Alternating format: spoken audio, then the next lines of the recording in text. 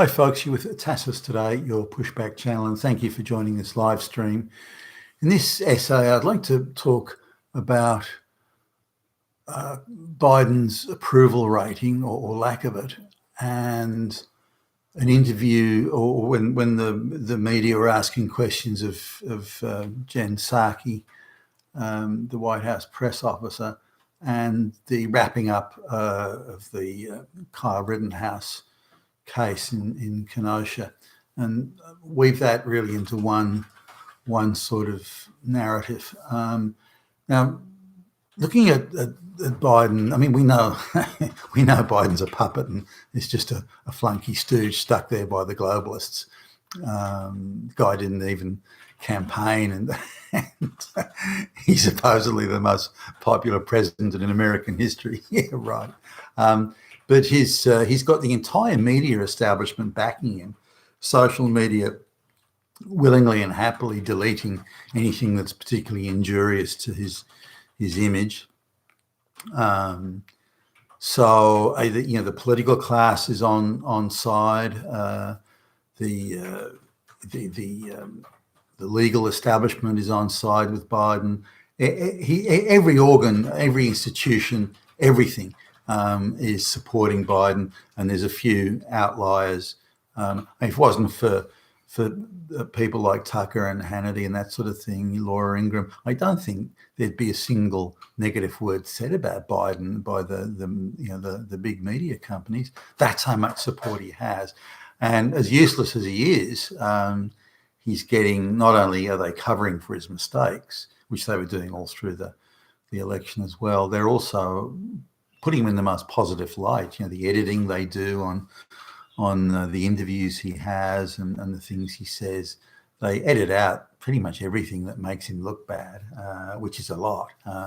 So in spite of all that, he still can't make a 40% approval rating, or struggling to make a 40% approval rating. Now, Donald Trump was even doing better than that, and he had the entire media establishment attacking him day in, day out. The Democrat Party was beyond hysterical and getting full media platforms to say anything negative they could dream up. Nearly all of it invented about Trump, and he still managed to do better than Biden. So there's a lesson in that somewhere, that even with total control or near total control of the media and everything you hear and see, they still can't make Biden a popular president. And for those who suspect that there were his candidacy got a lot of assistance from creative counting and accounting in the ballot boxes, then I think we can all be pretty certain that's what got him across the line. And in fact, we'd say somewhere between 12 and 18 million votes were magically conjured up for that candidate. But anyway, coming to the, I wasn't going to do a video on this, but I saw an interview, or saw the Meet the Press thing with Jen Psaki. They're taking questions in the White House, and I think it was Peter Doocy from Fox, who often asks some quite good questions. One of the few that actually makes an effort to hold the administration accountable. And he asked a question about Biden's completely inappropriate comment to call Kyle Rittenhouse. And it was a prejudicial comment because there were legal proceedings already underway. So no politician should prejudice any legal thing. And Psaki's response to Peter Doocy was, I can't comment on it because it's still sub judice. They're still being heard in the courts. Well, it didn't stop Biden from saying anything, which was Peter Doocy's question, as I understood it anyway, or part of his question. So I'm not going to talk about that. And then she went, this is the bit that got me. Then she went off, and we don't think that vigilantes should be running around with guns, disturbing peaceful protests. I mean, but it shows you where the central globalist narrative comes from. This is what all the news stations have been saying. He's a damn vigilante, peaceful, sweet, angelic protesters, just concerned about social justice issues, sweet, nice and lovely. And along comes this damn straight white guy with a rifle and that's sort of the narrative they want to portray, and that's what the media's portrayed. And Saki was just running with a narrative. I mean, if ever you needed proof that that narrative is centrally scripted, you've got it right there. That's the proof. So anyway, that I thought, well, why would you buy into that? Like, administration is meant to be for the American people and so on. Why would you do? But it's not. This administration, and many before it, by the way, is not for the American people at all. They represent the globalists. They serve the globalist interests, and they are there to deliver what the globalists want, and in a way that the globalists want. So that's when all Western governments are like that. This is not just the Biden administration.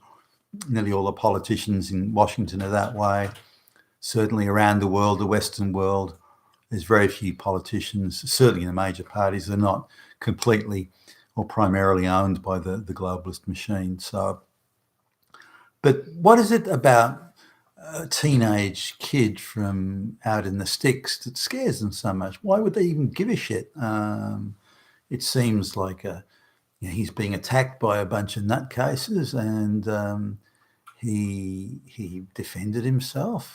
There's video evidence of it. Why would they even need to buy into it? What is it about Kyle Rittenhouse that scares them so much? Why aren't they scared of the people that are running around looting and burning down buildings and beating people up? And why wouldn't they worry about them? Why are they getting not just a free pass, but a total free pass? None of them are getting charged. There's video evidence of people pointing guns, video evidence of people burning buildings down deliberately, and deliberate, willful arson. Why aren't any of those people being arrested and charged? But as I understand it, none of them have been, even though there's video evidence of it, and yet they're not. And this is similarly the case in Portland and elsewhere, where there have been riots, and there's video evidence of people looting and burning things down, killing people, bashing people up, and yet I'm not aware of these people being arrested. If there is a handful that are arrested, they're bailed immediately, and they seem to get nothing more than a slap on the wrist. So it seems odd to me that Kyle Rittenhouse would be singled out for some cruel and unusual punishment.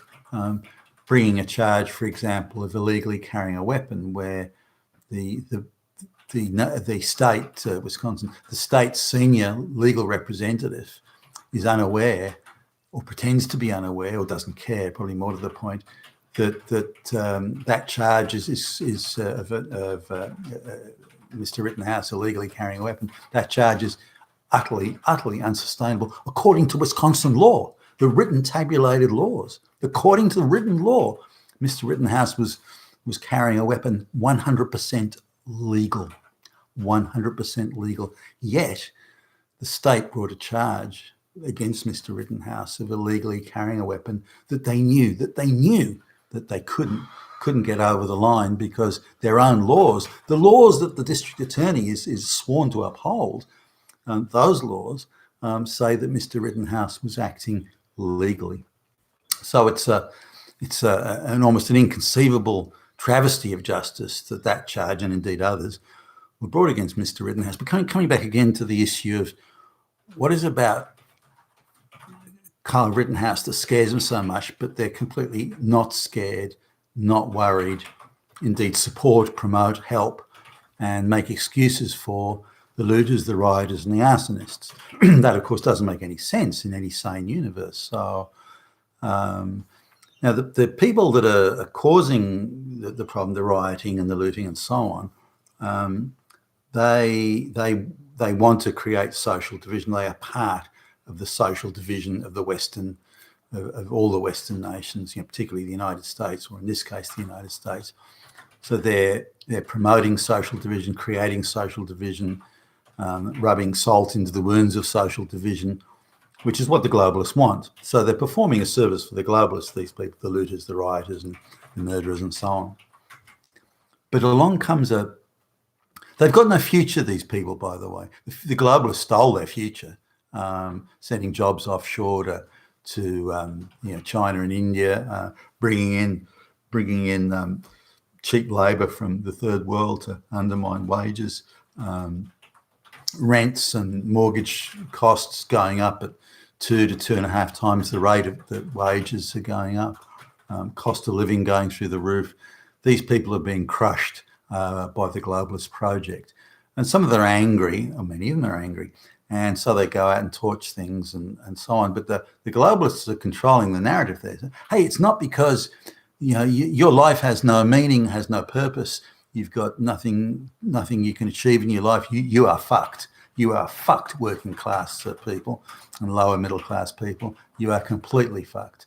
But it's not because we took your jobs away. It's not because we're pushing up the cost of living. It's not because we're bringing in masses of third world literate peasants to lower your wages even further and even take your jobs. It's not because any of that. The reason your life is totally fucked and pointless and fruitless and you have no future, the reason that is those damn white supremacist, misogynist Nazis over there. They're the ones that are causing it.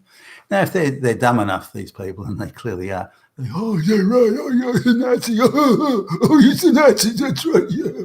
Now, just because of that, along comes a young man, a teenager, and he should be crushed by this. He's in rural United States. He's got a very working class background, very working class mum, very careworn, old before her time.